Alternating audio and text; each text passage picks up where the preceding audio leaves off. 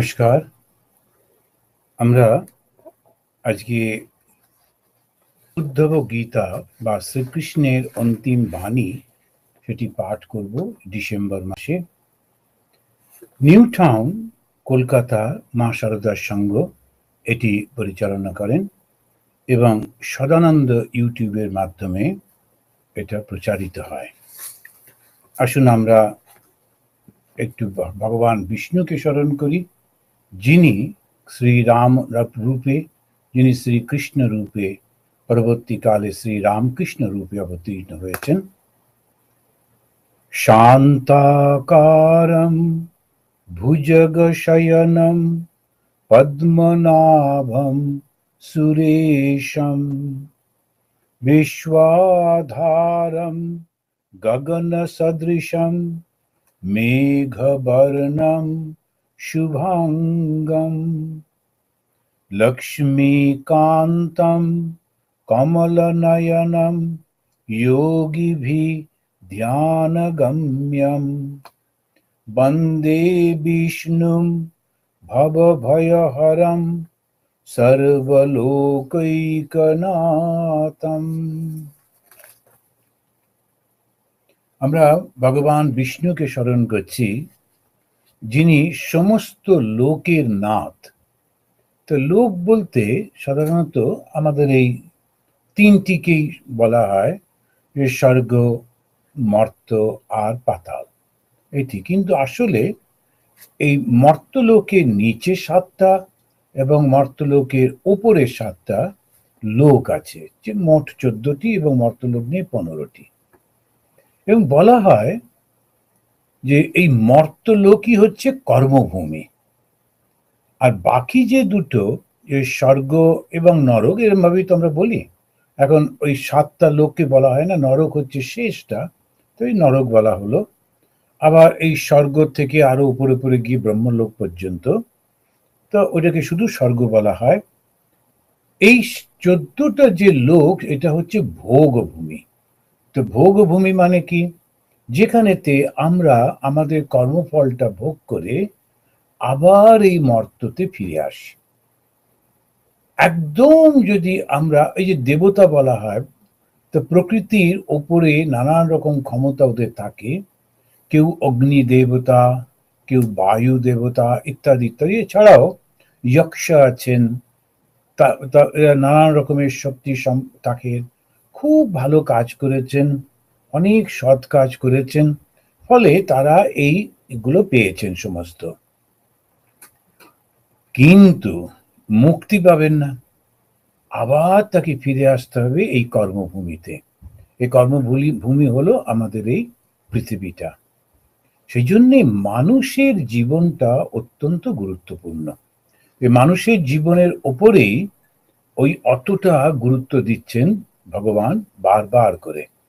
তো তিনি বলছেন, এই মানুষের জীবন যখন পেয়েছ, সঙ্গে সঙ্গে যখন তোমার এই মানুষের জীবনটার মধ্যে মুক্তি পাওয়ার ইচ্ছা হয়েছে, মুমুক্ষুতা, ঈশ্বরকে জানার ইচ্ছা হয়েছে, এবং যদি আরো কপাল গুণে সৎ গুরুর আশ্রয় পেয়েছ, সে সদ্গুরুকে, যিনি আমাকে ঈশ্বরের পথে নিয়ে যান।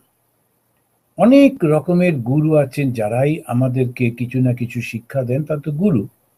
কিন্তু সদ্গুরু হচ্ছেন তিনি, যিনি নিজে ঈশ্বরকে লাভ করেছেন এবং আনন্দে পরিপূর্ণ হয়ে তিনি কোনো কিছুর আকাঙ্ক্ষা না করে মানুষের কল্যাণের জন্য তাদেরকে ঈশ্বরের কাছে নিয়ে যাওয়ার চেষ্টা করেন। এই তিনটি জিনিস, মনুষ্য জীবন, ঈশ্বর লাভের ইচ্ছা এবং ভালো সৎ গুরুর উপদেশ, এই তিনটিকে বলা হচ্ছে, শঙ্করাচার্য তার সে বিখ্যাত গ্রন্থে বলছেন, বিবেক চূড়ামণি, যে এটা ভগবানের কৃপা ছাড়া পাওয়া যায় না। তো যারা পেয়েছেন তাদের এখন এটা আবার নষ্ট করা উচিত না। তার কারণ হচ্ছে, এটা যে বারবার পাওয়া যাবে তা তো নয়। সেই জন্যে কি করে করব আমরা? তখন ওই যিনি সদ্গুরু অর্থাৎ ভগবান কৃষ্ণ, ভগবান শ্রী রামকৃষ্ণ, এদের কথাগুলো আমরা বারবার করে শুনবো, পড়বো আর বোঝার চেষ্টা করব। উদ্ধব গীতা বা শ্রীকৃষ্ণের অন্তিম বাণী, এটি হচ্ছেন গুরু, সদ্গুরু। তিনি আমাদের শেখাচ্ছেন এই মানুষের জীবনে ভগবানকে কেমন করে পাওয়া যায়। তো সেই অক্টোবরের 2020-তে আমরা শুরু করেছিলাম শ্রীকৃষ্ণের বিদায় বাণী, এটি পাঠ করা, উদ্ধব গীতা। দেখতে দেখতে প্রায় 4 বছর ধরুন পেরিয়ে গেল। তারপরে এই বন্ধু এবং ভক্ত উদ্ধবকে ভগবান কৃষ্ণ যে খুব সুন্দর সহজ ভাষায় ধর্মের আসল রহস্যটা বোঝাচ্ছেন, তা আমরাও তার মধ্যে দিয়ে শিখছি। আদর্শ মানবের সমাজ এবং ধর্মের সম্পর্ক, এটা আমরা শিখছি। এখানে ভগবান খুব কষ্ট করে বলছেন, আমরা এই নভেম্বর মাসে যখন পাঠ করেছিলাম তখন পড়েছিলাম, ইয়া এতান মৎপতো হিত্বা ভক্তি জ্ঞান ক্রিয়াত্মকান শুদ্রান কামাংশ্চলৈঃ প্রাণৈ জুষন্ত সংসরন্তি তে। যারা ভক্তি জ্ঞান ও নিঃস্বার্থ কর্মের মাধ্যমে ঈশ্বর লাভের চেষ্টা না করে তুচ্ছ বিষয় ভোগে রত হয়ে থাকে, তারা বারবার এই জন্ম মৃত্যু জরা ব্যাধি চক্রের মধ্যে ঘুরতে থাকে আর অশেষ যন্ত্রণা ভোগ করতে থাকে। আমরা কিছু কিছু মানুষকে দেখে মনে হয় তারা কি ভালো আছে, একদম কোটিপতি মানুষ, কিন্তু লোকগুলির কাছে গেলে দেখা যায় তারা কিন্তু খুবই কষ্টে রয়েছেন। যারা অত্যন্ত ধনী ব্যক্তি, তাদের খালি মনে হচ্ছে আমার টাকা পয়সাটা কেউ কেড়ে না নেয়, নানান জন সেটিকে। তারপরে মৃত্যুর ভয়, সেই জন্য চতুর্দিকে লোক রেখে দিতে হয়, ভালো করে কোনো একটা জিনিস খাওয়া যায় না, ইচ্ছা মতো ঘোরাফেরা করা যায় না। তো ওরা একটা আলাদা ধরনের কষ্ট। আবার যারা বিদ্যা, তাদের মনে হয় হঠাৎ যদি অসুস্থ হয়ে পড়ি তাহলে আমার কি হবে। তো একটা বিষয় নিয়ে আমি রচনা করছি, দেখা গেল ওই বিষয়টার উপর আরেকজন তিনি একটা বই লিখে দিয়েছেন অলরেডি, তখন সেটা আবার একটা দুঃখ। সাধারণ মানুষের তো দুঃখ আছেই আছে।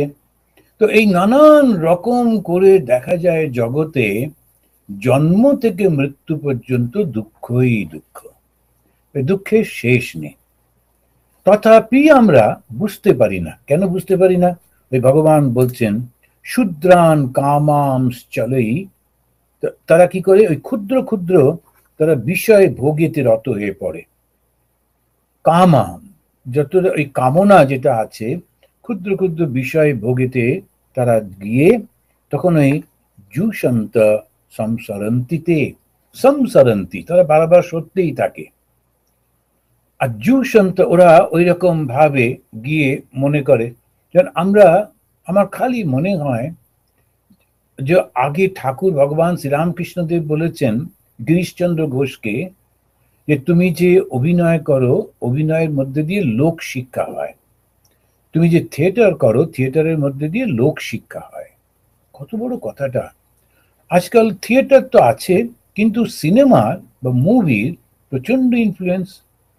এই মুভি যারা তৈরি করেন, যারা বইটা লিখছেন এবং যারা সেটাকে পরিচালনা করছেন, তাদের দুজনেরই মাথায় রাখা উচিত তারা কিন্তু গুরু শ্রেণীর, তারা সাধারণ ব্যবসায়ী না, তারা গুরু শ্রেণী।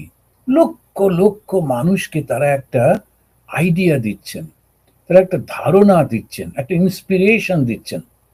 তো সিনেমাটা হয়ে যাওয়ার পর, মুভিটা হয়ে যাওয়ার পর, সেই মানুষটা তার মনের মধ্যে কি ভাবনা নিয়ে যাচ্ছে, মদ খাবো, খুন করব, তারপরে এই ছেলে মেয়ে নাচানাচি এইটা করব। আর যারা করছেন তারা পয়সা হয়তো একটু বেশি পাচ্ছেন, কিন্তু বড় পাপের ভাগিদার হচ্ছেন। পরবর্তী জীবনটা ওদের বড় দুঃখের হবে। এখন এটা তো আমার কথা নয়, শাস্ত্রতেই বলছে, কেননা খারাপ কাজ হয়ে যাচ্ছে। তোমার ওই কাজটার ফলে বহু মানুষের ক্ষতি হয়ে যাচ্ছে। যারা নানান রকমের নেশা দ্রব্য বিক্রি করেন, প্রচুর পয়সা করেন শুনেছি, কিন্তু বিক্রি করতে গিয়ে নানান রকমের করতে হয়। আর যারা অল্প বয়সী, যারা জানে না, তাদেরকে নেশাগ্রস্ত করিয়ে দিয়ে তাদের সব টাকা পয়সা নিয়ে তাদেরকে রাস্তায় ফেলে দিয়ে কেউ মরে যাচ্ছে, কেউ পাগল হচ্ছে, কেউ মানে কিছু করে উঠতে পারছে না, জড়ো হয়ে যাচ্ছে। এটা করে তুমি কিছু পয়সা রোজগার করলে, আবার সেইটাকে রাখবার জন্য গুন্ডা টুন্ডা রাখতে হয়, এই করতে হবে। আবার প্রচুর ঘুষ টুস দিতে হয়, যে ওই পয়সা যারা ঘুষ খাচ্ছে তারাও কষ্ট পাবে।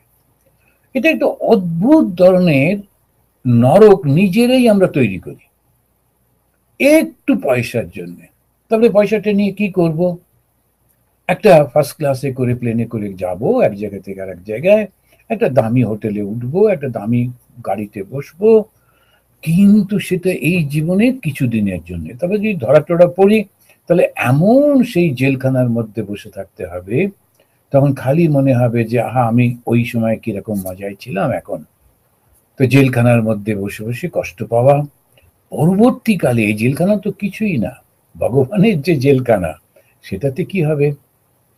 তা ধর্ম মানুষকে ভয় দেখায় না, ধর্ম মানুষকে সচেতন করে দেয়। ধর্ম মানুষকে ভয় দেখায় না, সচেতন করে দেয়। কি ব্যাপারে? কর্মফল তোমাকে বাপু ভোগ করতেই হবে, তাই কর্মটা তুমি ঠিক করে করো। এই ভগবান তিনি নিজে বলছেন যে দেখো, গুণ কাকে বলে আর দোষ কাকে বলে। এই তিনি এর মধ্যে দিয়ে আমাদেরকে বুঝিয়ে দিচ্ছেন, ওই উদ্ধবের মাধ্যমে আমাদেরকে বলছেন যে গুণটা কাকে বলে, যে নিজের নিজের কর্তব্য কর্ম দৃঢ়তার সঙ্গে করাকে বলে গুণ, আর নিজের কর্ম ত্যাগ করে অন্যের কর্ম করাকে বলে দোষ। এখন নিজের যে কর্মটা সেটা দৃঢ়তার সঙ্গে করা। তো যিনি পুলিশে কাজ করছেন, তার কর্তব্য হচ্ছে অন্যায়কারীকে ধরা। যিনি ওপরে আরো রয়েছেন, তিনি হয়তো মিনিস্টার বা কিছু, তার উচিত হচ্ছে অন্যায়কারীকে কোনোভাবে সাপোর্ট না করা। তার ছেলে হলেও তাকে বলতে হবে না, তুমি অন্যায় করেছো তো শাস্তি পেতেই হবে। এইটা যিনি সত্যকারের, তিনি সত্য সত্য নিজের ধর্মটা পালন করলেন, ইমোশনের মধ্যে গেলেন না, তিনি কিন্তু ধর্ম পালন করলেন। ফল কি হবে? আরো ভালো জীবন যাপন করবেন পরবর্তীকালে। এই জীবনে তো বটেই, পরবর্তীকালেও তাই।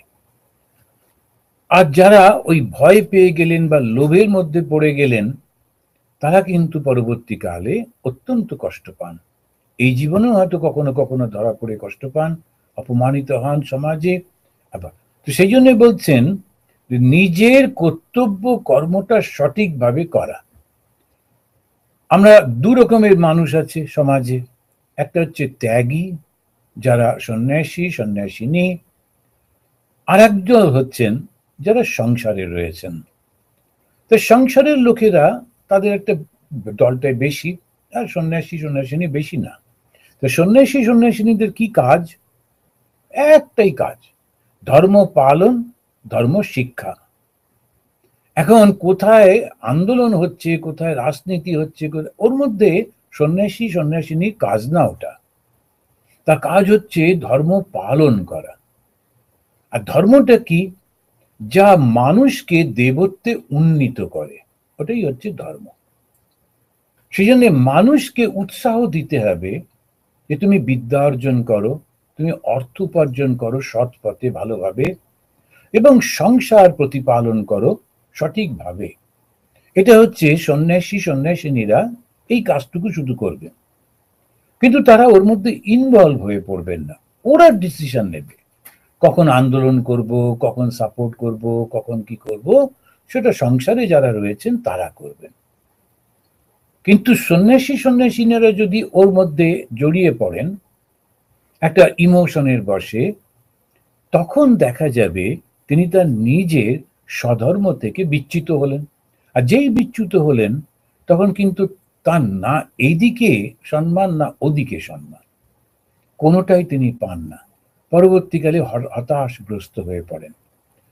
এই জন্যে সবসময় স্বধর্মটাকে রাখতে হয়, এবং ভগবত গীতাতে শ্রীকৃষ্ণ অত্যন্ত জোরের সঙ্গে এই স্বধর্মের কথা বলছেন। স্বধর্মের নিধনম শ্রেয়, পরধর্ম ভয়াবহ। অন্যের যে ধর্মটা সেটা ভয়াবহ, নিজের ধর্মটাকে সঠিক করে ধরে থাকতে হবে। এই কথাগুলো যিনি বলছেন ভগবান কৃষ্ণ স্বয়ং, তাকে তো আমরা পুজো করি, তার কথাগুলো যদি আমরা না মানি তাহলে পুজো করার কি মানে? সেই কারণে ভগবান শ্রীরামকৃষ্ণদেব বলছেন নাম গুণ কীর্তন করতে হয়, নামটার সঙ্গে সঙ্গে গুণটারও কীর্তন করতে হয়। গুণটা কি? ভগবান কৃষ্ণ স্বয়ং ভগবান হয়েও তিনি সবাইকে উৎসাহ দিচ্ছেন, ভালোদেরকে বলছেন জোটবদ্ধ হও, একসঙ্গে তোমরা থেকে লড়াইটা করো। তিনি তাদেরকে সাহায্যও করছেন, কিন্তু নিজে সেই লড়াইয়ের মধ্যে থাকছেন না। আবার যারা খারাপ তাদেরকে বারবার তাদের কাছে যাচ্ছেন এবং বোঝাবার চেষ্টা করছেন, বাবু তোমরা এটা করো না। তা অবতারের কাজ হচ্ছে ধর্ম স্থাপন করা। ধর্মটা কি? মানুষের তার মনুষ্যত্ব সম্পর্কে সচেতন করে দেওয়া। আমরা যদি রামচন্দ্রকে দেখি, যদি কৃষ্ণকে দেখি, যদি শ্রীরামকৃষ্ণকে দেখি, দেখা যাবে বারবার তারা ওইটাই করছেন, ধর্ম স্থাপন করছেন। আমরা কি করব? শুধুমাত্র ধর্মটা পালন করব, যে যে দায়িত্বটা নিয়েছি ওইটা সঠিকভাবে পালন করব। এটাই তিনি বারবার বলছেন যে আমরা স্বে সে অধিকারে ইয়া নিষ্ঠা সা গুণঃ পরিকীর্তিতঃ। স্বে স্বে অধিকারে ইয়া নিষ্ঠা, নিজের নিজের যে স্বধর্ম। তা আমাদের হিন্দুদের আমাদের একটা ভাগ রয়েছে, কি কি ভারতবর্ষ সেটা খুব সুন্দর করে করেছিল, যে 4টি আশ্রম ছিলেন আর 4টি বর্ণ। বর্ণ হচ্ছে যার যেটি কর্তব্য কর্ম সেটি সে করবে। আশ্রম মানে কি? এক একটা অবস্থা। তো একটা অবস্থা ছাত্র অবস্থা, তারপরে সংসারী অবস্থা, তারপরে রিটায়ারমেন্টের পর সেই অবস্থা, এবং শেষে একেবারে বৃদ্ধ অবস্থায় সন্ন্যাস অবস্থা। তা ব্রহ্মচর্য, গারস্থ, বানপ্রস্থ, সন্ন্যাস। সন্ন্যাস মানে কি? আর ওই জগতের সম্পর্কে আর ঔৎসুক্য ত্যাগ করে দেওয়া, আর দরকার নেই, আমি নিজের মতো থাকবো, শুধু ঈশ্বরের মনটা রাখা, এই সন্ন্যাস ত্যাগ করে দিলে হয়ে গেল। আর এই যারা ব্রাহ্মণ, ক্ষত্রিয়, বৈশ্য, শূদ্র, তো নিজের নিজের যে কর্তব্য কর্মটা সেটা করবেন। ব্রাহ্মণে নিজের কর্ম, ক্ষত্রিয় নিজের কর্ম। এটাও ভগবত গীতাতে খুব পরিষ্কার করে বলে দিচ্ছেন কোনটা ব্রাহ্মণের, কোনটা ক্ষত্রিয়ের কর্ম। আমরা যখন এটা দেখছি যে এর পরে পরেই ভগবান কিন্তু খুব সুন্দর করে বোঝাতে বোঝাতে বলছেন যে আপদে বিপদে নিষিদ্ধ বস্তু গ্রহণে না পাপ হয় না। যখন একটা নিষিদ্ধ বস্তু, কোনো একটা কিছু করতে হচ্ছে, তখন ভীষণ বিপদে পড়ে গেছে, সেই সময় সন্ন্যাসী সে যখন অন্য কোনো কিছু না করতে পেরে যদি ওইটাই করে, তাতে তার কোনো পাপ হয় না, কেননা তার তো আর কোনো উপায় নেই। সেই কারণে ওইগুলো কিছু কিছু। আবার ব্রহ্মা থেকে আরম্ভ করে এই জগতের প্রত্যেকটি প্রাণী একই উপাদানে তৈরি, সকলের সমান, তা প্রতি দেহে সেই আত্মাই রয়েছেন। এবারে আজকে আমরা দেখব কয়েকটি বিষয়ে মানুষকে খুব সচেতন করে দিচ্ছে। তিনি কি বলছেন? কয়েকটি বিষয়ে সচেতন কিরকম ভাবে বলছেন? বলছেন সচেতন না থাকলে মানুষের সমাজ একদম পশুর সমাজ হয়ে যাবে। প্রথমেই তিনি বলছেন যে যে দেশে সৎ, শিক্ষিত, রুচি সম্পন্ন মানুষ বাস করেন না, সেখানে থাকা উচিত না। সৎ মানুষ যে দেশে থাকে সেই দেশ, সেই জায়গাকে বলে সৌবীর। সুবীর শব্দের অর্থ হচ্ছে সৎ। সুবীর, সুবীর মানে হচ্ছে সৎ ব্যক্তি। সৎ আর অসৎ। সৎকে যে সত্যটাকে ধরে থাকে, অসৎকে ওই একটা কোনো রকমের কিছু চালিয়ে দিল, সত্য মিথ্যা কোনো কিছু নেই, হচ্ছে অসৎ। তা সত্যটাকে যিনি ধরে থাকেন তার সেই যে দৃঢ়তা, না আমি এটাই করব, তো এই জিনিসটাকেই বলে সৎ। এখানে উনি বলছেন যে দেশে সৎ, শিক্ষিত, রুচি সম্পন্ন মানুষ, এরা যেখানে থাকে না সেই জায়গাটা না থাকাই ভালো। তো একটা সেই গল্প আছে, একবার এক গুরুদেব তিনি যাচ্ছিলেন শিষ্যকে নিয়ে, একটা জায়গায় গিয়ে পুকুরের পাড়ে বসে গুরুদেব একটা একানা দিয়ে শিষ্যকে বললেন, যাও তো ওই গ্রামের মধ্যে গিয়ে একটু একানার মুড়ি কিনে আনো। তখনকার দিনে একানা মানে অনেকটা, একানার অনেকটা মুড়ি হবে, তখন আমরা দুজনে ভাগ করে জল দিয়ে খাবো। ও শিষ্য বাজার থেকে ফিরে একদম লাফাতে লাফাতে এসেছে, এসে বলছে, গুরুদেবের অদ্ভুত জায়গা, এখানে মুড়ি আর মুড়কি, অনেকেই আপনারা জানেন মুড়কি কাকে বলে। মুড়কি হচ্ছে ওই চিনি দিয়ে, চিনির মধ্যে ওইটাকে একটু ভাজে, ওটা ঠিক মুড়ি না, কিন্তু খেতে খুব মিষ্টি আর খুবই সুন্দর। সে মুড়কি, মুড়কিটার দাম বেশি, কেন চিনি টিনি দেয় তো। তখন বলছেন যে খই থাকে, এক ধরনের খই, সে খইগুলো একটু চিনি দিয়ে ভাজে, খুবই ভালো খেতে। তখন বলছেন যে গুরুদেব, আমি দেখলাম খই এবং মুড়ি একই দাম, তো আমি কেন মুড়ি খাবো, তো খই নিয়ে এসছি অনেকটা, একই যখন দাম, এই 1 পয়সা দিয়ে। গুরুদেব সঙ্গে সঙ্গে বললেন, এই ওঠো, এখানে আর খাবো না, এখানে বসবো না। তাড়াতাড়ি করে একটু চোখে মুখে জল দিয়েই উনি উঠে, তো শিষ্য খুব অবাক, এটা কি হলো। তো পরবর্তীকালে ওই গ্রামটা পেরিয়ে আর একটা গ্রামে গিয়ে তারপরে তিনি সেখানে বসে ওকে বলছেন, যে দেশেতে যে জায়গায় মুড়ি মুড়কির এক দর, অর্থাৎ সে মানুষগুলো বুদ্ধিহীন, সে মানুষগুলোর মধ্যে কোনো ঠিক নেই, এই এখন ভালো, কাল একটু পরেই রেগে যাবে, এসে আমাদের মারধর করবে, সব ফেলে কুড়ে নেবে, এদের কোনো নিয়ম নেই, সুতরাং ওই দেশে কখনো থাকতে নেই।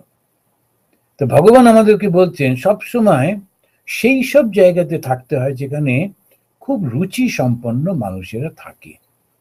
একটা সময় ছিল যে বাংলায় কত রুচি সম্পন্ন মানুষ ছিলেন, একেবারে যেদিকে চোখ ফেরানো যায় সেই দিকেই ওই রকম অত্যন্ত সৎ শিক্ষিত মানুষের ভর্তি ছিল, সারা ভারতবর্ষে ছিল।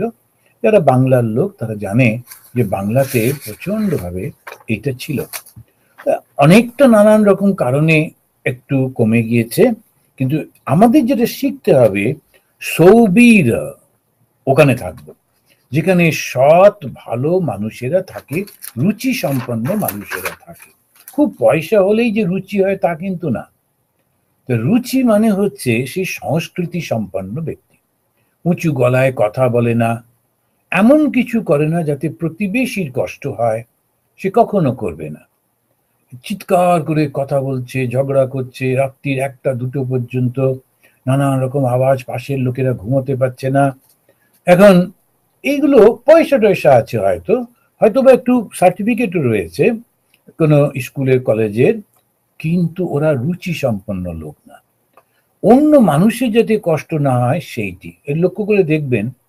আমাদের যখন কোনো একটা মন্দিরে গিয়ে চটি খুলে জুতো খুলে আমরা ঢুকি, এই দেশেও দেখেছি, আমেরিকাতেও দেখেছি, এরা তো এত শিক্ষিত লোক, কিন্তু আবার জায়গাও থাকে এখানে, সব জায়গায় যেখানে আপনি যাবেন মন্দির টন্দিরে, জুতো রাখার জায়গা কিছুতেই ওখানে রাখবে না।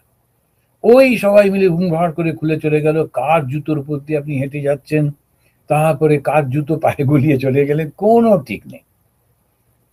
এই যে রুচিটা ঠিক নেই, ওটা একটু মুশকিল।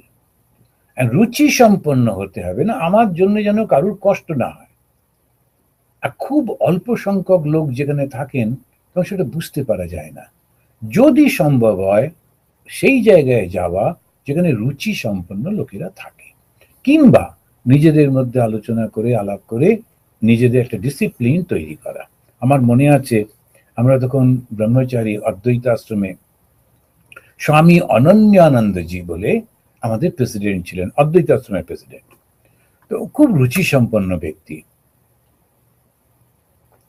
তো উনি, আমরা যখন খেতে বসতাম ওই 5 তলায় অদ্বৈত আশ্রমে, কলকাতায় যে বিল্ডিংটা, বড় হল ঘরে, যেমন আমাদের স্বভাব, ওই চটিগুলোকে ডুমডুম করে খুলে সব যে যার জায়গায় গিয়ে ডুমডুম করে বসে পড়তাম। কারণ ডান পায়ে চটিটা বাঁ পায়ে চটিটা ঠিক পাশাপাশি থাকতো না, কিন্তু খেয়ে বেরোবার পর দেখতাম প্রত্যেকটা চটি দেওয়ালের গা দিয়ে সুন্দর করে সাজানো রয়েছে।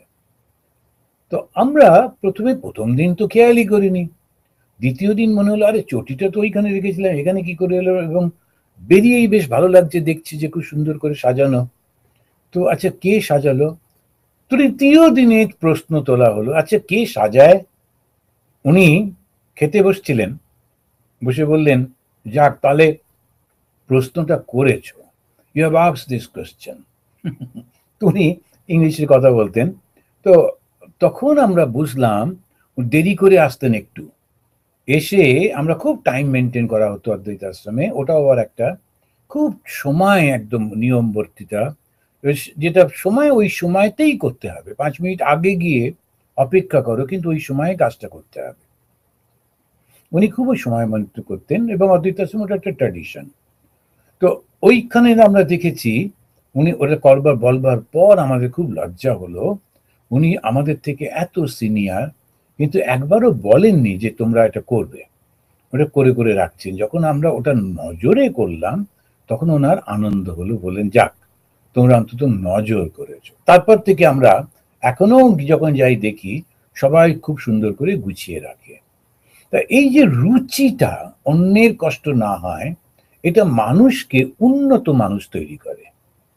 আর এই উন্নত মানুষ যেই হলো ভগবানের প্রকাশ হলো, ঈশ্বরের প্রকাশ হলো। আমরা ঈশ্বর বলতে যত রকমের চেষ্টা করি, ধাক্কা ধাক্কি করে কোনো আমি দেখেছি যে দক্ষিণেশ্বরে বাতিটা জ্বালিয়ে নিয়ে চলেছেন, সেটা গিয়ে পড়ে অন্যের কাপড়ে পড়লো, সেটা কাণ্ড। তারপরে ধূপ কাটি অন্যের গায়েতে চেঁকা লাগছে, তো খুব একেবারে কি না ভীষণ ভক্ত যাচ্ছে দক্ষিণ, কিন্তু ওইটি বুঝতে পারছেন না যে এটা মানুষের কষ্ট হচ্ছে। এখন কি করা যাবে? ওই জন্যই ভাগবত পাঠ, ওই জন্যই উদ্ধব গীতা পাঠ, ওই জন্যই আমাদের এই সমস্ত শাস্ত্র গ্রন্থ পাঠ। পাঠ করে মানে কি, এটা কি গল্পের বই? তা তো নয়। এইটা থেকে ওই শিক্ষাটা নিয়ে আমি করব না এই ভাবটা, না আমি যে যা করছি, যা আমার কি করব, কিন্তু আমি অন্তত করব না। আর সন্ন্যাসী সন্ন্যাসিনীরা নিজেরা তো করবেনই না, এবং তারা ওই সমাজকে এই শিক্ষাটা দেবেন, এটা করো না। তো এইটা উনি বোঝাচ্ছেন। তো আমরা দেখছি তিনি বলছেন যে ম্লেচ্ছ দেশের সঙ্গে থাকা উচিত না, ম্লেচ্ছ দেশে ম্লেচ্ছ মানুষদের সঙ্গে থাকা উচিত না। এই ম্লেচ্ছ শব্দটা এরা আমরা পরবর্তীকালে এটা এসেছিল। তো উনি এখানে থেকে বলছেন যে সৌবীর স্থানে থাকা উচিত, যেখানে রুচি সম্পন্ন লোকেরা থাকে সেখানে থাকা উচিত। যেটা অসুচি, যেটা ঊষর ভূমি, সেই সব জায়গাতে না থাকাই ভালো। তারপরে আবার বলছেন এই যে ম্লেচ্ছ মানুষগুলো, তাদের সঙ্গেও থাকা উচিত না। ম্লেচ্ছ কারা? তো আমরা দেখছি বৌধায়ন স্মৃতিতে ম্লেচ্ছ শব্দটার একটা সংজ্ঞা দিয়েছেন। সেখানে বলছেন যেখানে অশুদ্ধ আহার করে, মানুষ মিথ্যা কথা বলে, সর্বদা ঝগড়া বিবাদ করে, বিচার মানে না, সেইটা ম্লেচ্ছ দেশ। এখন অশুদ্ধ মানে কি? এঁটো কাটা খায়, তারা একজনের মুখেরটা আর একজনের খাচ্ছে, এই করছে ওই করছে। তো এই যেগুলো হয়, কেননা ওই বুঝতে পারে না ভালোবাসা ঠিক আছে, কিন্তু সালাইবা থেকে, মুখের লালা থেকে আরেকজনের অসুখ করে যেতে পারে, ওটা বুঝতে না পেরে অনেক সময় আমরা এ সমস্ত করতে থাকি। তো এক বাচ্চা বয়সে অনেকে করে ফেলে, কিন্তু বড় হয়েও যখন আমরা করি তখন বুঝতে হবে যে অশুদ্ধভাবে তারা খাবার গ্রহণ করছে। জিনিস যখন খাবার খায়, যে জায়গাটা খুব পরিষ্কার পরিচ্ছন্ন হওয়া উচিত, আমাদের দেশে ঠিক সেটা পারা যায় না। কারণ অনেক মানুষকে খেতে দিতে হবে, রাস্তার উপরে আমরা বসিয়ে দিই, তারপরে সেই রাস্তাতে বসে খাচ্ছেন, আর ওই তার সামনে দিয়েই বারবার ওরা যারা পরিবেশন করছেন তারা যাচ্ছেন, তাদের পায়ের ধুলো খাবারে পড়ছে, এইরকম সব হয়। এইগুলো একটু বুঝে করা উচিত। আমি দেখেছি কোনো কোনো আশ্রমে এখন খুব সুন্দর ব্যবস্থা হচ্ছে ধীরে ধীরে, বিশেষ করে জয়রামবাটিতে খামার পুকুরেও দেখলাম যে ওরা গাড়ি করে খাবার নিয়ে যাচ্ছেন, টেবিলে খাবার ব্যবস্থা, এবং লোকেরা বসেছেন, ওই গাড়ি থেকেই দেওয়া হচ্ছে। এবার যদি গরমের দেশ তো ঠিক অতটা মানা যায় না, নইলে মাথাতে যদি একটু নেট দেওয়া থাকে, মুখে একটা কাপড়, যাতে যিনি পরিবেশন করছেন তার থুতু টুতুগুলো যেন খাবারের মধ্যে না পড়ে, চুল না পড়ে, হাতে একটা গ্লাভস যদি থাকে ভালো হয়। হাতা টাতাগুলো আরো পরিষ্কার করা, এইগুলো ধর্মের অঙ্গ। তবে রামকৃষ্ণ মিশনে যে কোনো জায়গাতেই দেখেছি ওরা যতটা পারেন খুব পরিষ্কার পরিচ্ছন্ন করে করেন। একেবারে যেখানেতে বন্যা হয়েছে, যেখানে প্রচুর লোক একসঙ্গে খাবে, সেখানে কি করবে? বেলুড় মঠের মতো জায়গাতে লক্ষ্য করে দেখেছি একসঙ্গে হাজার হাজার লোক প্রসাদ গ্রহণ করছেন, বসে ঝকঝক করছে, পরিষ্কার পরিচ্ছন্ন, গাড়ি করে খাবার আসছে, পরিবেশন হচ্ছে। তো মাটিতে বসে ওইটা প্রায় অনেকটা বন্ধ হয়েছে। তো এই যে জিনিসগুলো আমরা, সাধারণ জিনিস, ইউরোপ আমেরিকাতে এগুলো অতি স্বাভাবিকভাবে ওরা করে, কিন্তু ওটা হয়তো বাইরে খুব, আবার ভেতরে রান্নাঘরের ভেতরে কি করে কে জানে। তো যাই হোক, আমাদের দেখতে হবে যেটি, সেটি হচ্ছে যাতে আমরা ওই রুচি সম্পন্ন জায়গাতে কাজগুলো করতে পারি। তো সেটাতে ধর্মের অঙ্গ হিসেবে। আর ম্লেচ্ছ মানে যারা অশুদ্ধ এঁটো সমস্ত কাটা খায়, মিথ্যা কথা বলে। এখন মানুষে যে যেখানে পাচ্ছে মিথ্যা কথা বলছে, সর্বদা ঝগড়া বিবাদ করে, বিচার মানে না, সেটা হচ্ছে ম্লেচ্ছদের দেশ। তা এইটি একটু খুব ভালো করে মনে রাখতে হবে। আমরা যারা অত্যন্ত রুচি সম্পন্ন ব্যক্তি, কিন্তু সামাজিক নানান সমস্যার মধ্যে ধৈর্যটা আমরা রাখতে পারি না, সম্ভব হয় না। একই গরমের দেশ, তারপরে অল্প সমস্ত বাসের মধ্যে, ট্রেনের মধ্যে, ট্রামের মধ্যে এত ভিড়। তারপরে সত্যি সত্যি আমি একবার দুবার গিয়ে দেখেছি যে ভীষণ কষ্ট হয়, এবং তার মধ্যে মনটা আনন্দে রাখা এবং মেনটেন করা অত্যন্ত কঠিন, অতি কঠিন।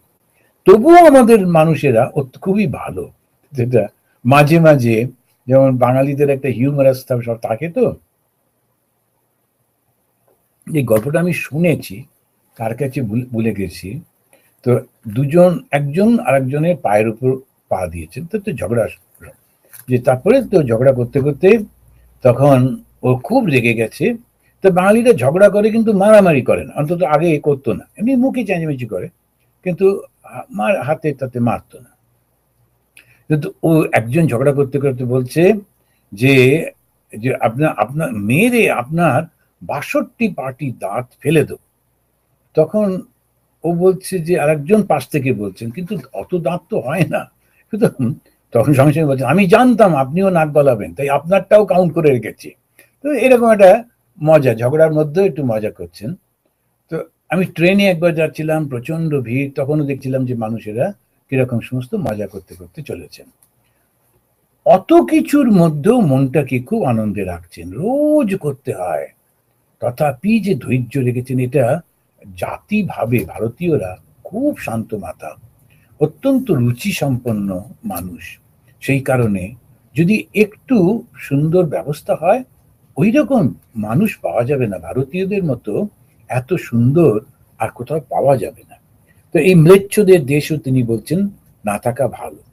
শুদ্ধ অশুদ্ধ প্রসঙ্গে বলতে গিয়ে শ্রীকৃষ্ণ উদ্ধবকে নানানভাবে বোঝাচ্ছেন। বলছেন যে কালের বা সময়ের যে শুদ্ধতা অশুদ্ধতা, কাল এবং সময়, এখন একটা যখন কালের সময় শুদ্ধতা কিরকম, একটা প্রাকৃতিক দুর্যোগ হলো, তখন আমার সমস্ত মন্দিরটার মধ্যে জল ঢুকে গেছে, যখন বন্যা চলছে, তখন আমি ওই অবস্থাতেই ভগবানকে হয়তো অনেক সময় ভোগ দিচ্ছি বা আরতি করছি, হয়তো একটু জল দাঁড়িয়ে আছে, একটু এদিক ওদিক, নানা রকম ঠিক মতো যে মন্দিরে থাকার কথা নেই, তাতে কোনো ক্ষতি হয় না, ওই অবস্থাটা ঠিক আছে, বিপর্যয়ের মধ্যে ঠিকই আছে। কিন্তু কিছু কিছু সময় আমরা কি করি, আমরা একটু ভুল করে ফেলি, যে বুঝতে পারি না কয়েকটা জিনিস যেটা পরিস্থিতির জন্য করতে হয়। যেমন আমাদের দেশে গরমের দেশ, আর সেই গরমের দেশে সাধারণত বিশেষ করে দক্ষিণ দিকে তো প্রচন্ড গরম। একজন আমাদের সাধু বলতেন, তিনি ম্যাড্রাস থেকে এসেছিলেন, উনি বলতেন, ও আমাদের ওখানে তিনটে ব্যাপার আছে, হট, হটার, হটেস্ট, আর কোনো কিছু নেই, আমাদের গরম, আরো গরম, আরো গরম। এই মধ্যে ন্যাচারাল স্বাভাবিকভাবেই ওরা মন্দিরের মধ্যে যারা কাজ টাজ করেন, সারাক্ষণ একই জায়গায় আর মন্দিরগুলো ভেতরটা তো খুব ছোট্ট ছোট্ট হয়, গর্ভ মন্দির, তো ওরা গায়ে জামা রাখতে পারেন না। এখন হয়েছে, ধরেই নিয়েছি আমরা যে পূজারি হবে তার গায়ে জামা থাকবে না। আরে এটা আবার কে বললো? এই স্বাভাবিক বুদ্ধিটা কেন নেই? যেখানেতে সুন্দর হাওয়া দিচ্ছে, পরিষ্কার আছে, আমার অত গরম লাগছে না, তখন আমি তো একটা সুন্দর পরিষ্কার ধোয়া জামা পরে, ধুতি পরে পুজো করতেই পারি। কিন্তু না, ওদের ধারণা এখন ওই ট্র্যাডিশন হয়েছে খালি গায়ে। আমেরিকাতে যারা পুজো টুজো করছেন, আমি দেখে অবাক, বলি না কিছু, কিন্তু এখানে তো ঠান্ডা, কনকন করছে ঠান্ডা, তো মন্দিরটা সমস্ত কিছু বন্ধ করে ভেতরে হিটিং চালিয়ে, খুব একবারে হাই হিটিং চালিয়ে, তাতে খরচা প্রচন্ড হয়। অত বড় মন্দিরে ও খালি গায়ে ঘুরছেন কেন? না পূজারি, পূজারি খালি গায়ে থাকতে হবে। আচ্ছা কে বলল? একটা অবস্থার জন্য এটা করতে হয়। লোকেরা আমরা ভুল করে ফেলি। তো একবার তিনি এরকম করেছিলেন, ভগবান শ্রীরামকৃষ্ণদেবের দাড়ি ছিল, তাই বলে রামকৃষ্ণ মিশনের সব সাধুকে দাড়ি রাখতে হবে? তিনি একটা সময় তার এসেছিল, যেই সময়ে তার গায়ে কোনো রকম কিছু স্পর্শ করানো যেত না, যে মেটাল ধাতু স্পর্শ করানো যেত না, তার এমন একটা শরীরের ইয়ে ছিল, যেই কারণে তিনি পূরণ করে নিতেন, ছোট ছোট করে দাড়িটা রাখতেন। তাহলে আমাদেরও রাখতে হবে। ওরই শিষ্য বিবেকানন্দ একেবারে সবসময় পরিষ্কার পরিচ্ছন্ন, কই না তো, কেন করতে হবে? এই বুদ্ধিগুলো কেন থাকবে না? সে ওরা একটা সময় যেটি করতেন তার একটা কারণ ছিল, আমাকেও এখনো সেই কারণটা নিয়ে বই বেড়াতে হবে। ওটা কি ধর্ম? ধর্মটা তো ওটা নয়, তো ওটা তো একটা আমাদের আচারের মধ্যে পড়ছে, ধর্মটা ওটা নয়। সেই জন্যই বলছেন যে সময়ের সঙ্গে সঙ্গে শুদ্ধতা অশুদ্ধতা গুলোকে বুঝে নিতে হয়। এখন অশৌচ পালনের সময় আমরা হয়তো সেটা মানি না। অশৌচ যেটা হয় সেটা হয় কি এরকম, অনেক সময় অনেকের মনে প্রশ্ন, আমাদের খুব সবকিছুই দেখবেন যে খুব সিস্টেমেটিক্যালি ওরা করেছিল, যে কেউ যখন বাড়িতে জন্মাতো বা মারা যেত বাড়িতেই হতো। তো ফলে কি হতো, যেমন ব্যাকটেরিয়াটা তো ন্যাচারালি থাকতো, তো ওরা বলে দিত যে তুমি এখন মন্দিরে এসো না। আগেকার দিনে তো সবাই মন্দিরে গিয়েই বসতো, মন্দিরে যে নাট মন্দিরটা, ওইখানেই সবাই সমবেত হতো, গান হতো, নাচ হতো, ধর্ম প্রসঙ্গ আলোচনা হতো। তারপরে বিভিন্ন জন বিভিন্ন জিনিস যারা তৈরি করেছেন এনে ওখানে দেখাতেন সবাইকে। ওটাই ছিল একটা সোশ্যাল মিটিং এর জায়গা। তো বলা হতো, যদি কেউ তোমার বাড়িতে মারা গিয়ে থাকে তাহলে বাবু 13 দিন 15 দিন তুমি আর মন্দিরে এসো না। কেন? না তোমার বাড়িতে মারা গেছেন, তোমরা যারা ওখানে আছো তোমরা ইমিউন হয়ে গেছো, কিন্তু তোমরা যদি মন্দিরে এসে বসো অন্য লোকেদের মধ্যে আবার ওই অসুখটা ছড়িয়ে যেতে পারে। এটা কত সুন্দরভাবে একটা, মানে ডাক্তারি দৃষ্টি দিয়ে দেখতে গেলে তো এটাই তো করা উচিত। এখন মারা গেছেন হসপিটালে, আর ভদ্রলোক মারা গেছেন বোম্বেতে, আর এই আমেরিকার শিকাগোতে একটা মন্দিরে তাকে ঢুকতে দিচ্ছে না। কেননা ওই পুরোহিত জানতে পেরেছে ওর কাকু মারা গেছেন। আরে দাঁড়াও, সেটা কোথায় মারা গেছেন, কিন্তু না, ওই যে আমাদের মাথায় ঢুকেছে। কেন, যে কারণটা কিছুতেই আমরা মনে রাখি না। এগুলো একটু বিচার করে নিতে হয়। ওটাকে ধর্ম বলে জবরদস্তি করাটা উচিত না, ওটার সঙ্গে ধর্মের সম্পর্কও নেই। তো ভগবান কৃষ্ণ তিনি বলছেন অবস্থা অনুযায়ী, দেশ অনুযায়ী, সময় অনুযায়ী করতে হয়। কারণ কি করা যাবে, সেটা তো অন্য কোনো ওটা তৈরি করলে হয় না। যেসব দ্রব্য দিয়ে পূজা হয় তা যারা তৈরি করেন তারা হয়তো অতটা শুদ্ধ নয়, তখন কি করব? তখন বলছেন জল দিয়ে ধুয়ে নিলেই শুদ্ধ হয়ে যায়। কারণ আমরা যখন খাবারটা নিয়ে আসছি যে দোকান থেকে, নিয়ে ভগবানকে দিচ্ছি, যে মিষ্টি টিষ্টি গুলো যারা তৈরি করেছিলেন তারা কি স্নান টান করে করেছিলেন? গঙ্গা জল দিয়ে করেছিলেন? তা তো করেননি। এখন সেইটা আমরা কি করব, তখন ঠাকুরকে যখন দেওয়ার আগে ভালো করে একটা গঙ্গা জল ছিটিয়ে করতে হয়, দিতে হয়। ওটাই মনের শুদ্ধতা। তবে ধরে নেওয়া যাচ্ছে যেসব দোকান থেকে আমরা কিনছি তারাও হাইজিন মেনে জিনিসগুলো তৈরি করে বিক্রি করে। সরকার বা যারা আইন আছে তাদের দৃষ্টিতে ওইগুলো সব দেখা ওদের কর্তব্য, যে জিনিসগুলো যেখানে তৈরি হচ্ছে সেটা যেন হাইজিনিক থাকে ইত্যাদি। তো এইরকম ভাবে বলতে বলতে তিনি বলছেন যে ব্যক্তি বা কর্তার শুদ্ধতা কি করে হবে, যিনি পুজো করছেন তার শুদ্ধতা কি করে হবে, তখন বলতে গিয়ে বলছেন স্নান, দান, তপ, অবস্থা, বীর্য, সংস্কার, কর্মবিহি, মৎস্মৃত্য চ আত্মনা শৌচম শুদ্ধ কর্ম আচরেত দ্বিজ। এই যে ব্রাহ্মণ বলছেন, ব্রাহ্মণ মানে যিনি মানে কালচার্ড পারসন, তো তিনি কি করবেন, তিনি স্নান করবেন, দান করবেন, নিজে যে অর্থ উপার্জন করেছেন কষ্ট করে সেটা যারা একটু দরিদ্র তাদের মধ্যে কিছুটা দেবেন, তপস্যা করবেন, অন্যের মঙ্গলের জন্য প্রার্থনা চিন্তা করা, কাজ করা হচ্ছে তপস্যা। অবস্থা তার আশ্রম অনুযায়ী, যে ছাত্র তার অত দান টান করতে হবে না, কেন সে তো আর রোজগার করে না, সে তার বাবা মায়ের টাকাতেই তো পড়ছে, অত দান করার তার কিছু নেই। বীর্য মানে হচ্ছে সংযম করা, সংযম, আমি এইটা খেতে ভালোবাসি, ওইটা করতে পছন্দ করি, তো ওই ওই সময়টায় সেই সেটা সংযম করছে। এবং সংস্কার আর উপাসনা কর্মবিহি, সংস্কার মানে হচ্ছে উপাসনা করা, পুজো টুজো করা, এক একজনের এক একটা পুজো পদ্ধতি আছে, তো সেইগুলো করে সে শুদ্ধ হচ্ছে। আর একটা কি, মৎস্মৃত্বা চ আত্মনা শৌচম, এবারে যদি ভগবানের নাম করতে থাকি আমি শুদ্ধ হয়ে যাই, সেজন্য সবসময় ভগবানের নাম করতে বলে, ভগবানের নাম করতে করতে সে শুদ্ধ হয়ে যায়। অশুদ্ধতা কি, অশুদ্ধতা হচ্ছে আমি যখন জগতের জিনিসগুলোর প্রতি আকৃষ্ট হয়ে পড়ি, সেটা হচ্ছে অশুদ্ধতা। আমার লোভ, আমার বাসনা, আমার কামনা এই জগতের বস্তুর উপর যখন আকৃষ্ট হয়ে যায় তখন সেটা অশুদ্ধ হয়ে যায়। কিন্তু যখন মনটা ঈশ্বরকে দিই তখন সেটা শুদ্ধ হয়। তো ঈশ্বরকে দেব কি করে, বারবার তার নামটা মনের মধ্যে করতে করতে। ওই জন্যেই ওই দীক্ষার পদ্ধতিটা খুব সুন্দর করে আমাদের দেশে প্রচলিত আছে। ওই দীক্ষা দেওয়া হয়, একমাত্র যারা অদ্বৈত বেদান্তি ওদের ঠিক ওই রকম দীক্ষা হয় না, কিন্তু বাকি সকলের দীক্ষা হয়। বৈদিক মতে হয়, তান্ত্রিক মতে হয়, তো বৈষ্ণব মতে হয়।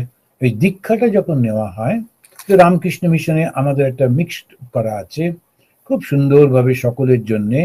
ওই মন্ত্র যখন জপ করছি তখন স্বাভাবিকভাবেই আমার মনটা শুদ্ধ হচ্ছে।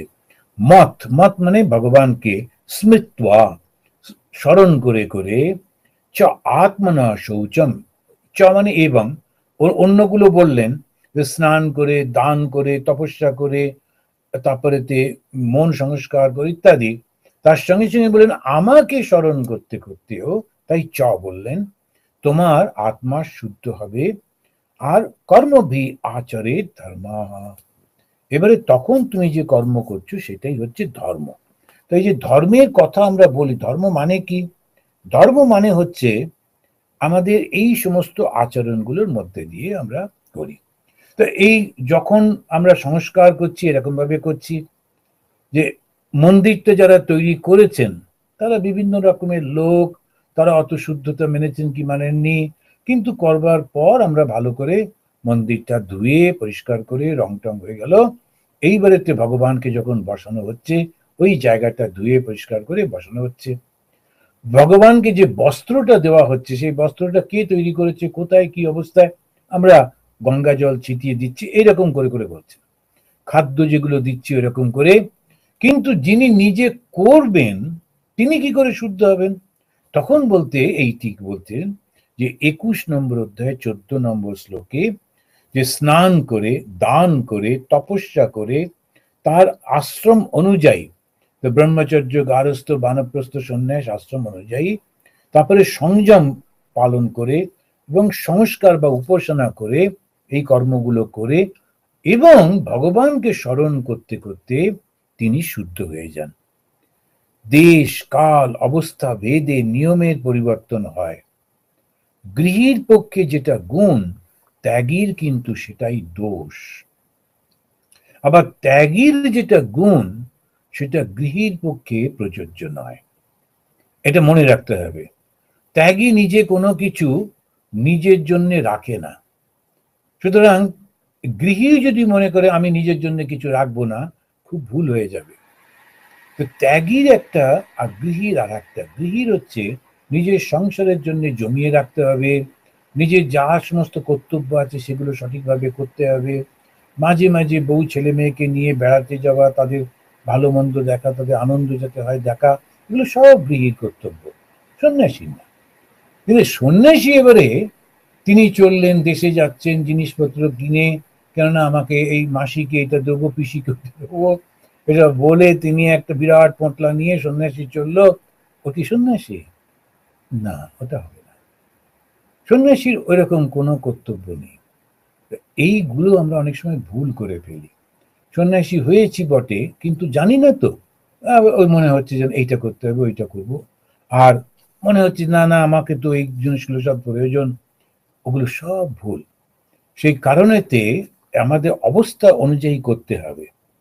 তো এই আগেকার দিনে যেই সমস্ত সব হচ্ছে, তখন উনি এখানে বলছেন যে যে মন্ত্রস্য চ পরিজ্ঞানম কর্মশুদ্ধি মদ অর্পণম। এখন এই যেটা আগেকার দিনে যেটা হতো সেইটি পরপর তিনি বলছেন, মন্ত্রস্য চ পরিজ্ঞানম কর্মশুদ্ধি মদ অর্পণম ধর্ম সম্পদ্যতে ষড্ভি অধর্ম তু বিপর্যয়। দেশ কাল দ্রব্য কর্তা মন্ত্র কর্ম, এই যে ছয়টি যখন শুদ্ধ হয় তখনই সেটা ধর্ম হয়। তো আমরা যখন কোনো কিছু পালন করছি, এটা পুজো করছি, মন্দিরে পালন করছি, তো এই ছটা জায়গার উপরে খুব, ছটা জিনিসের উপরে খুব নজর রাখতে হয়। দেশ মানে কোন জায়গাটা, কাল মানে কোন সময়ে করা হচ্ছে, কি দিয়ে করা হচ্ছে, যিনি কর্তা যিনি করছেন তার শুদ্ধতা, যে মন্ত্রটা দিয়ে আমরা করছি সেই মন্ত্রের, আর যে কর্মটা করছি সেটা আমার নিজের স্বার্থের জন্য করছি না অন্যের মঙ্গলের জন্য করছি, সেইটি বুঝে নিতে হয়, তাহলে আর কোনো অসুবিধা নেই। এইটাই হচ্ছে ধর্ম বা কর্তব্য। তো ভগবান কৃষ্ণ তিনি এইটি আমাদেরকে উদ্ধবের মাধ্যমে বোঝালেন। এরপরে তিনি বলছেন, यतो यतो निवर्तेत विमुच्येत ततस्ततः येष धर्मो नृणाम क्षेम शोक मोह भय अपह।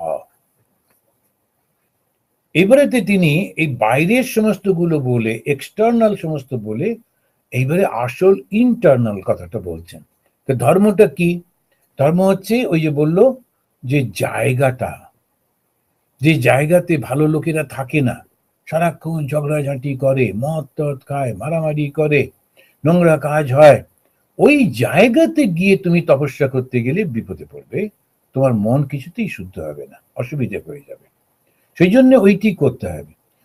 আবার যে স্থান, যে দেশ হলো, আবার সময়টা দেখতে হবে, কোন সময়ে যখন যুদ্ধ বিগ্রহ হচ্ছে, নানান রকমের অবস্থা চলছে, নানা দুর্ভিক্ষ হচ্ছে, সেই সময়ে তুমি যদি ধর্ম পালন করতে গিয়ে ওইখানে একটা মন্দির করব, আমাদের চাঁদা দিন করতে চাও, তাহলে ভুল হবে।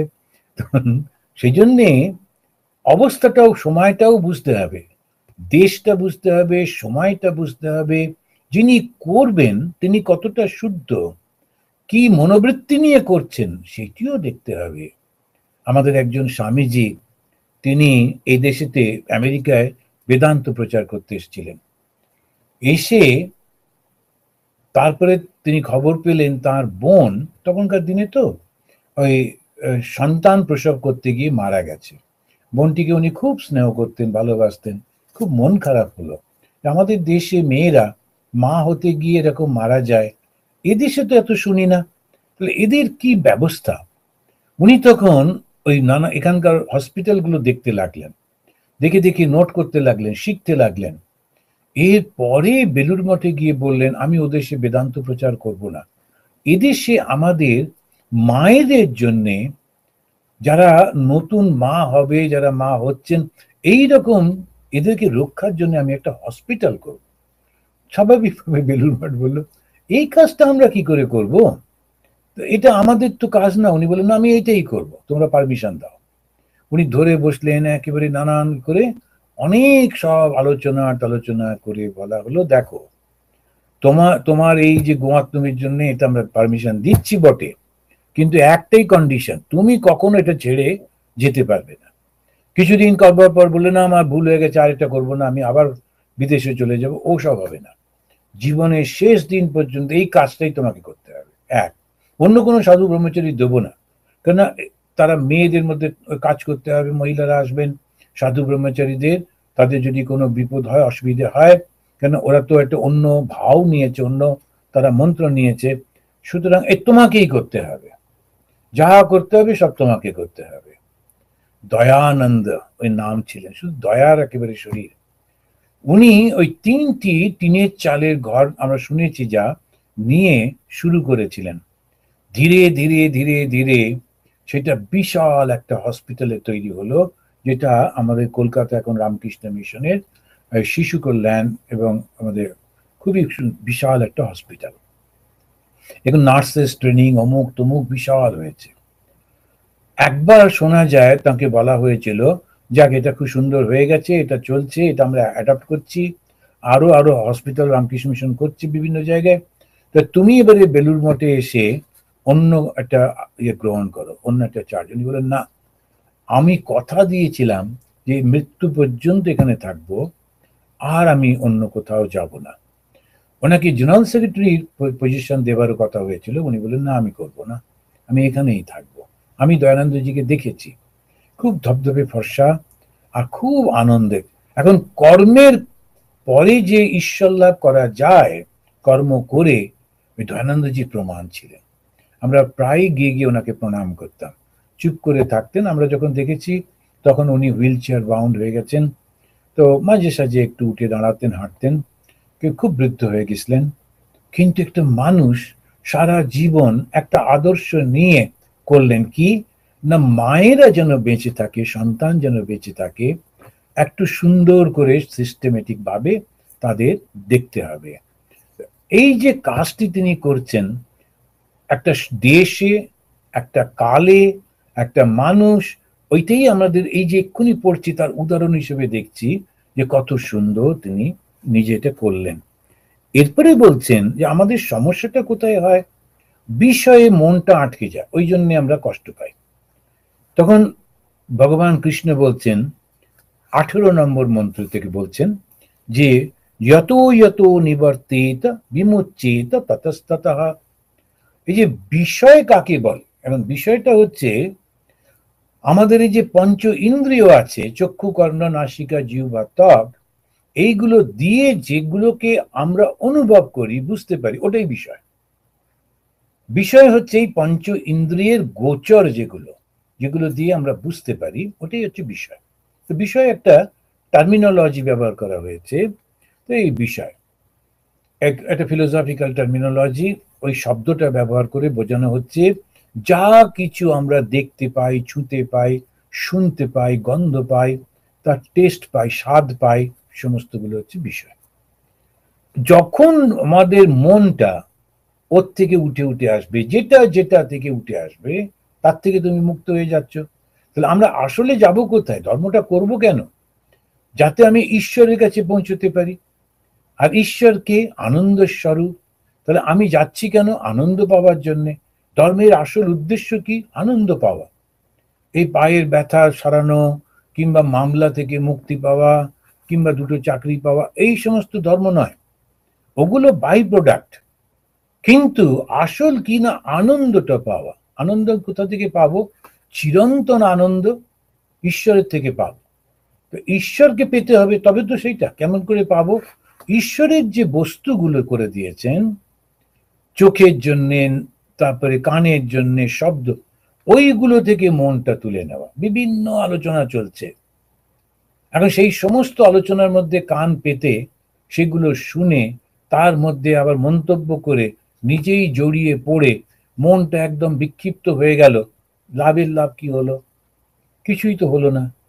সেই জন্য আমাদের বুঝতে হবে বিষয় থেকে মনটা তুলে তুলে নিতে হবে।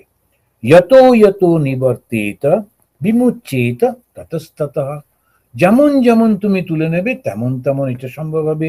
এষ ধর্ম, নৃণাম সেবা শোক মোহ ভয় অপহ। ভয় থেকে মুক্ত হয়ে যাবে, শোক থেকে, মোহ থেকে মুক্ত হয়ে যাবে। তা আমাদের যখন ওইটা আমরা করছি, তা ধর্মের এইগুলো আমরা করলাম, ধর্মটা সুন্দর করে উনি বুঝিয়ে দিলেন যে তোমরা যখন সময় অনুযায়ী, দেশ অনুযায়ী যে ব্যবহারগুলো করবে সেইগুলি হচ্ছে বুঝে শুনে করলে ঠিকই আছে। তারপরে তো তোমার নিজের যে আশ্রম, অর্থাৎ তুমি যে কর্তব্যটাকে গ্রহণ করেছো, সেই কর্তব্য কর্মটা সঠিকভাবে করা, এইটি ভীষণ জোর দিচ্ছেন। আমি একটা ইংরেজি সিনেমাতে দেখলাম যে দুই বন্ধু, আমার খুব ভালো লেগেছিল এটা। তো দুজনে খুব বন্ধু ছিল স্কুলে, পরে কলেজে উঠে একজন চলে গেল ডাক্তারি টাক্তারি পড়তে, আর একজন আর্মি জয়েন করলো। এবারে কিছুদিন পরে একটা ওই যে আর্মি, যে সে চলে গেছে একটা জায়গাতে, তাকে পাঠিয়েছে, সে সেখানে একটা যুদ্ধের মধ্যে পড়ে গেছে, তার চারপাশে শত্রু, তারা তার নিজের বন্ধুরা মারা যাচ্ছে, ও একটা মেশিন গান থেকে গুলি চালাচ্ছে। সেই সময় ওই বন্ধুটার ফোন এলো, সে বললো, আরে আমি কালকে আমার বিয়ে, তোমাকে আসতেই হবে। তখন এই শুনে ওই অবস্থাতেও মজা করছে, বলো ও আচ্ছা, তো কোন মেয়েটাকে বিয়ে করছো? তো বললো, আমার তুই চিনতিস, আমাদের কমন ফ্রেন্ড ছিল। খুব ভালো করেছো, খুব ভালো করেছো, না করলে আমি ওকে গিয়ে বিয়ে করে নিতাম, বলে মজা টজা করছেন। এরপরে যখন ওই বন্ধুটি বলছে তুমি এখন কোথায় আছো, এই লাইনটা আমার খুব ভালো লেগেছিল। সেই সেনা যিনি যুদ্ধ করছেন, শত্রুরা তার দিকে এগিয়ে আসছে ধীরে ধীরে, ও বুঝতে পারছে যে আমার গুলি শেষ হয়ে যাচ্ছে, অ্যামিউনিশন শেষ হয়ে যাচ্ছে, আমি আর বেশিক্ষণ বাঁচবো না। তবু খুব একদম উৎসাহের সঙ্গে উত্তর দিল, I am a soldier, I am suppose to be there where I am suppose to be, I am there where I am suppose to be, I am a soldier. আমি সৈনিক, তো যুদ্ধক্ষেত্রটাই আমার জায়গা, সুতরাং আমি সেই যুদ্ধক্ষেত্রের মধ্যেই রয়েছি। আর ওর একটু দুঃখ হলো না যে দেখো দেখি ও ভাগ্যিস ও এরকম পড়তে গেছিল, এখন কিরকম নিউ ইয়র্কে আছে, বিয়ে করতে যাবে, আর আমি দেখো এইখানেতে ধুলি ধূসরিত মারা যাচ্ছে। ও বলছে আমি সেনা যুদ্ধক্ষেত্রে, আমি এইটা আমি গ্রহণ করেছি, সৈনিক হয়েছি, সৈনিকের তো যুদ্ধক্ষেত্রই ঠিকই আছে, ওটাই আমার জায়গা। I am there where I am suppose to be, আমি সেখানেই রয়েছি যেখানে আমার থাকা কর্তব্য। আমি সন্ন্যাসী, আমার সন্ন্যাসীর জায়গায় রয়েছে, গৃহী গৃহীর জায়গায় রয়েছে, ছাত্র ছাত্রের জায়গায় রয়েছে। যারা যেখানে যে কর্তব্যটা, ওটাই আমি করছি, সঠিকভাবে করছি, আর সেটা ভগবানে অর্পিত করে যদি করি, তখন সেইটাই আমার আসল গুণ হবে। কারণ বিষয় হচ্ছে এই পঞ্চ ইন্দ্রিয় দিয়ে যেটা আমরা দেখছি, ওই বিষয় থেকে মনটা যেই তুলে নিচ্ছি তারই হচ্ছে। এবারে তিনি বলছেন, বিষয় যদি কষ্টের কারণ হয় তো মানুষ তা চায় কেন, প্রশ্ন করছে। তখন উনি বলছেন, বিষয়েষু গুণ অধ্যাসাত, বিষয়ের উপরে আমরা একটা খুব সুন্দর গুণ তাকে অধ্যাস করি, ওর উপরে চাপিয়ে দিই, ওটা তো নেই কিন্তু ওর উপরে চাপিয়ে দিই। বিষয়েষু গুণ অধ্যাসাত পুংস সঙ্গস্তত ভবেত। ওরা কি করে তখন, ওইটাকে পাবার চেষ্টা করে, ওই বিষয়টা তার উপরেতে সে একটা ভালো জিনিস চাপিয়ে দেয়, যে সেটাকে পাবার চেষ্টা করে। বিষয়টা এমনিতে ভালো নয়, আর সেইটার উপরে একটা গুণ আরোপ করে এবার ওটাকে পাবার জন্য চেষ্টা করছে, সেই জন্য মানুষ আসক্ত হয়ে পড়ে। আর আসক্তি থেকে ভোগের ইচ্ছা হয়, ইচ্ছা বাধা পেলে ক্রোধ, ক্রোধ থেকে মোহ, মোহ থেকে বুদ্ধি বিচার লোভ, তখন মানুষ পশু হয়ে যায়। একবার আমার মনে পড়ছে, যখন আমরা ব্রহ্মচারী কোনো একটা কারণে আমাদের ওই সেবা প্রতিষ্ঠান যে কথা বললাম, ওইখানে গেছিলাম। তো রামকৃষ্ণ মিশনের সাধু হতে গেলে দুবার তিনবার ডাক্তারি চেকিং হয় যে তুমি সুস্থ কিনা। তো একবার বোধহয় সেই কারণেতেই আমরা গেছিলাম, বা অন্য কোনো কারণ ছিল, মনে পড়ছে না। আমরা দু তিনজন ব্রহ্মচারী, একজন স্বামীজি। তো সেই সময় আমরা বসে আছি ডাক্তারের জন্য, তা সেই সময় হঠাৎ করে একজন মহিলা এসে বসলেন, মুসলিম ঘরের মেয়ে, ওই যেমন ওরা ঢাকা দিয়ে থাকে, মুখটা শুধু খোলা, খুব সুন্দর দেখতে, মুখটা খুব সুন্দর। তো চোখে পড়লো। তারপরে আমরা ব্রহ্মচারী সাধারণত তাকাবার কথা নয়, আমরা দেখছি না। একজন আমাদের সঙ্গে, ওই যে ৩ জন ব্রহ্মচারীর মধ্যে একজন, ও বোধহয় একটু বেশি তাকিয়েছে, দেখেছে, কেননা একটা সৌন্দর্য তো, সেই জন্য দেখেছে। তো মহারাজ লক্ষ্য করেছেন, যিনি স্বামীজি ছিলেন আমাদের সঙ্গে। এবারে যখন ডাক্তার এসছে, ওরা তো আমাদেরই হসপিটাল, তো রামকৃষ্ণ মিশনের সাধু দেখে উনি নমস্কার করলেন। উনি বললেন, ডাক্তারবাবু আমি আপনার চেম্বারে গিয়ে বসবো? আসুন আসুন। তো আমরা ওর ঘরে গিয়ে বসলাম। এবারে ওই মেয়েটিকেও ডাকলো, মাঝামাঝি বয়স, যে যুবতী মেয়ে। এবারে ডাক্তারবাবুর কাছে গিয়ে যখন ও দাঁড়ালো, তখন ওই যে ঢাকা ছিল শরীরটা, সেইটা খুলে ফেললো। এতক্ষণ যে সৌন্দর্যটা দেখছিলাম, তারপরে দেখে গা গুলিয়ে উঠলো, একদম ভীষণ কিরকম লাগলো। এই মাথাতে কিরকম একটা ঘা ঘা মতো হয়েছে, চুলগুলো কিরকম খসে খসে পড়ে গেছে, আর হাত পাও বোধহয় সেরকমই হবে। তারপরে মুখের ভেতরেও কিরকম ভয়ঙ্কর একটা, একটু হাঁ করেছে, একটু অল্প চোখে পড়লো।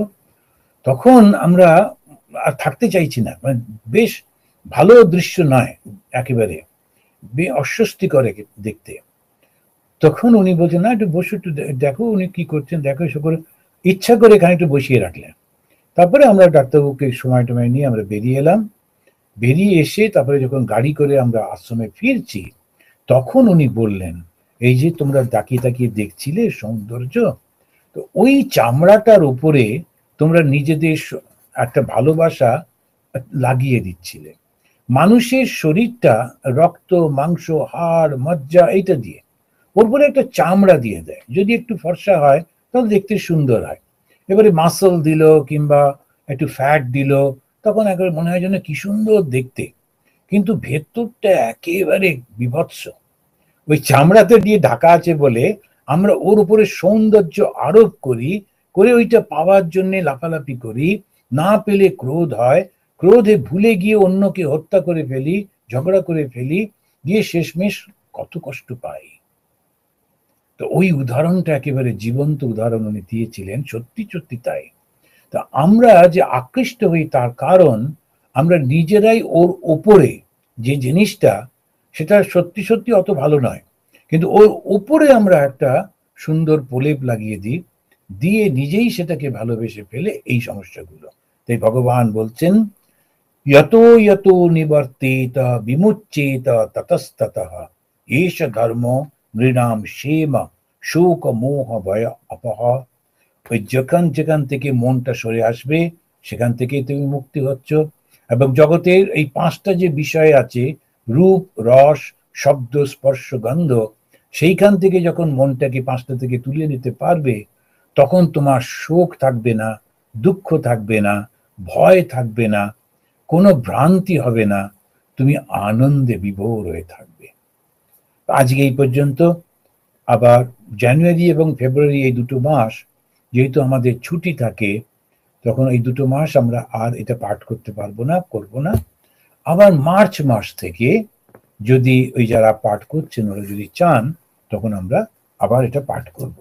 তো আসুন আজকে 3বার শান্তি বলে শেষ করি।